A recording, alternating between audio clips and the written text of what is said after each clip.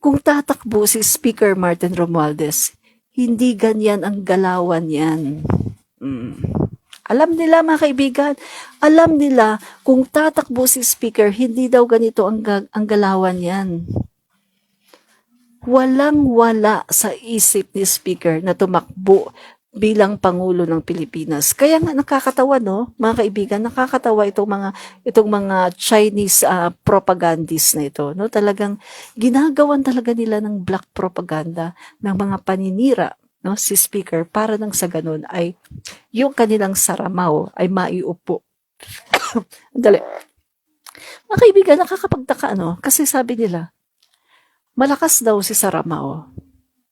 Kulelat daw si Speaker. Pero magtataka ka, kung kulelat pala si Speaker at malakas si Saramaw, bakit parang threaten sila kay Speaker at bakit takot na takot sila? Kasi mga kaibigan, kung hindi sila natitreaten at hindi sila takot kay Speaker, bakit nila sinisiraan? Bakit nila dinadown? Ang alam ko naman mga kaibigan, kung hindi naman malakas ang isang tao, hindi mo naman yan pagtsatsagaan na sirain, di ba? Bakit sinisira nila si Speaker? Hindi di ba napapansin? Since Tambaloslos, mga kaibigan, hindi na sila tumitigil sa pagsira kay Speaker Martin Romualdez. Hindi sila tumitigil.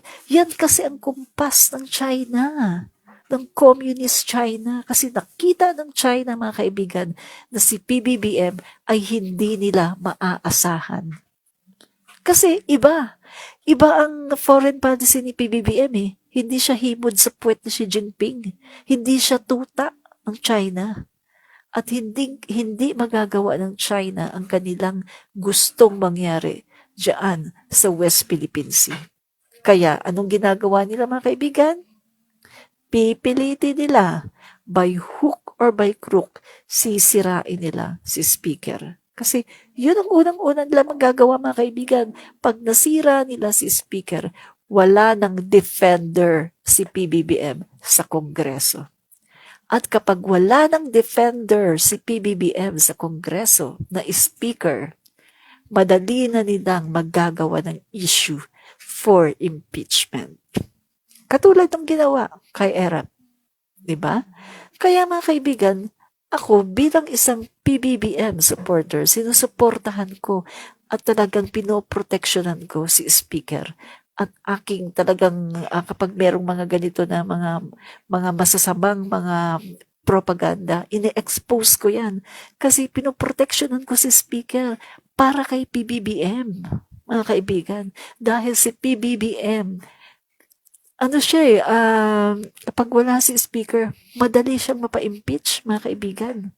Kasi sa Senate, kita niyo naman sa Senate, mas dyan, mga kaibigan, yung mga senador dyan, mas madali silang i-brainwash, di ba? Pag may nagsabi na, kapag once na ang House, mga kaibigan, ang House of Representative, mawala dyan si Speaker Martin Romualdez, at si Gloria Macapagal Arroyo na ang nandyan, mga kaibigan, alam naman natin, ang mga speaker ang mga kongresista, kung sino ang mailagay sa speaker, doon sila. Kaya mga kaibigan, just in case na matupad yung binabalak nila, mawala si Speaker Martin Romualdez at mapalitan ni Gloria Macapagal Arroyo, yung mga kongresista dyan, sasanib yan kay Gloria. At kung ano ang gusto ni Gloria, mga kaibigan, mangyayari. And then, ang Senate, hindi naman ganun kasolid ang Senate, mga kaibigan. Madali lang din yung mga senador dyan, madali lang din magbago ng kulay. So, madali lang mga kaibigan, talagang mapapa-impeach talaga si PBBM. Yan ang dahilan kung bakit ako talaga ay pinoproteksyonan ko at talagang sinusuportahan ko talaga si Speaker Martin Romualdez. Kasi ayokong masayang ang boto ko, mga kaibigan. Ang boto natin na 31 million na dahil lang, mga kaibigan, sa greediness ng China ay mawawala ang ating Pangulo dahil lang sa gusto nilang iluklok ang kanilang kandidato, ang kanilang presidente daw na si Sara Mao para nang sa ganon matuloy ulit ang ginagawa noon ng China nung si Duterte pa ang nakaupo sa pwesto. Anong sabi ng China, mga kaibigan?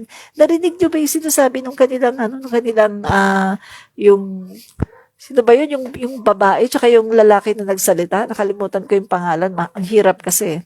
Ang sabi ng lalaki, mga kaibigan, madali lang naman daw eh. Bumalik lang daw tayo sa dati nating ginagawa. Nung panahon, ibig niya sabihin, mga kaibigan, bumalik tayo sa dati yung panahon ni Duterte na kung saan binibigay na lang natin ang karagatan, na kung saan hindi natin pinapahalagahan yung arbitral ruling, na kung saan sinasabi ni Duterte na ay papel lang naman, lamukusin lang yan, itapon sa basura, papel lang naman yun, tsaka wala namang isda dyan. Ganun ang gusto ng China, mga kaibigan. Sa ngayon, hindi nila kayang gawin dahil andyan si PBBM. 'Di ba? Si PBBM ay mas naglilin siya sa ating Mutual Defense Agreement sa Amerika at sa ibang mga bansa, sa iba-ibang panig ng daigdig. Unlike noon sa panahon ni Duterte na dito lang talaga siya sa China. No? At talagang ginagawa niya lahat ng kumpas ni Xi Jinping, ginagawa niya, mga kaibigan. Kaya naman, yung Davao ay talagang, yung pinapriority sila noon ng China. Mga kaibigan, sa mga, sa mga projects, yan. Diba? Pinapriority sila. Pero mga kaibigan, hindi rin tinupad ng China yung kanilang pangako kay Duterte. Kahit na si Duterte ay humahalik sa puwet ni Xi Jinping. Pero marami pa rin mga pangako si Xi Jinping na hindi niya tinupad. See? So mga kaibigan, huwag tayo magpapauto, no? Napapanood ko yung mga kaibigan, no? Nagko-comment yung mga ay grabe talaga yung sitang baluslos na yan. Talagang sama talaga nitong si Martin Romualdez. Papanood ko yung nababasa ko yung mga comment ng mga DD sheets, no? Yan, mga kaibigan, yan ang ginawa ng mga DD sheets influencer, yung mga mouthpiece ng China. Pipilitin nilang pasamain ang imahe ni Speaker Martin Romualdez. At alam niyo ba, mga kaibigan, pipilitin nila na mawala ang tiwala ni PBBM kay Speaker Martin Romualdez. Mabuti na lang, mga kaibigan, ang ating Pangulo, wais. Wais ang Pangulo natin. Hindi siya nagpapaniwala kasi alam niya ang kalooban ng Speaker. Alam niya ang tunay na ugali ni Speaker Martin Romualdez, kaya hindi siya nagpapaniwala. Diba? Kasi yan yung ginagawa ng mga DD sheets na sinisiraan talaga ng gusto si Speaker Martin para nang sa ganun mawala ang tiwala ni PBBM sa kanyang pinsan. So, kita niyo, mga kaibigan, ang nanggugulo dito ay ang mga DD sheets, ang mga mouthpiece ng China. Sila talaga ang nanggugulo dito sa ating politika. No? Biro mo, mga kaibigan, mas magulo pa sila kaysa Dilawan. Diba? Panahon ng Dilawan, sa totoo lang, yung mga Dilawan, di naman sila masyadong nanggulo kay Duterte.